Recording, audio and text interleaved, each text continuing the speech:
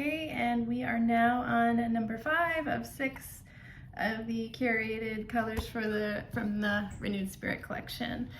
Let's continue on with my love story with my husband. So when my husband and I finally decided to get married, we were broke. We didn't have a lot of money, and also we are both introverts, and by that point we had been together for quite some time. So we were like, hey, let's just let's tell our families and then let's elope. That was like our plan. But you know, my mom and dad had waited so long for me to actually get married that they were like, no, that's not what you guys were doing. Let's like at least have something small where we can all come and celebrate you. So we had a we had planned a backyard wedding with just our families really and a few close friends. It was very, very small. But my husband and I both had moved to California from different states, me from Massachusetts and him from Colorado, from Denver. So we didn't have any family local. So I had never met his family, and he is from a larger family.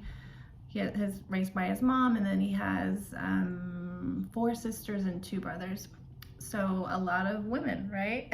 So as a girl, as a woman, you know how intimidating sisters and moms can be. So I was nervous. This was the first time I was meeting them. Only one of his sisters didn't come. But so 3 of his sisters plus his mom. So yeah, I was so nervous that they weren't going to like me or feel like I was good enough for him, or you know, whatever goes through your mind. According to our budget, we did not have any money really for alcohol or stuff like that. We were having like a barbecue style, it was catered, but it was small, barbecue style in the backyard, and then we opted to make our own homemade sangria. So that is actually when I bonded with his sisters and his mom. We sat down and we all cut fruit together for the sangria, and that they were grilling me, but not in the way that I thought. Actually, they were grilling me about a lot of other stuff. They wanted to know all different kinds of stuff. After they got through of how did we meet and questions about us, then they were asking me all kinds of questions, and they were telling me all kinds of things, and I felt like, oh, okay, they seemed really happy. They were like spilling the beans on all these stories about Richard and stuff. So I felt really included, and I immediately felt accepted.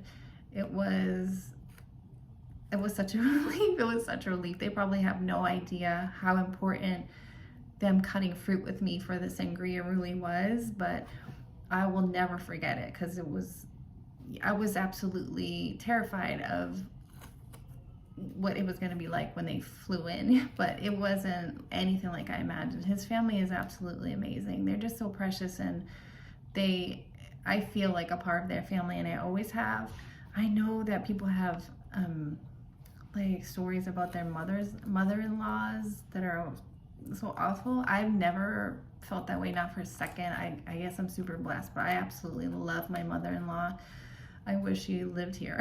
She's amazing. And his sisters too, they were all really accepting, and they're all like really beautiful women individually. Just as a family, they're amazing. I do adore his whole family. But that is where sangria came from. This color is much darker. Man, the light really messes with these colors, but it's like it's in the purple family with, I would say, a reddish, a little bit of a red undertone, but it's definitely in the purple family.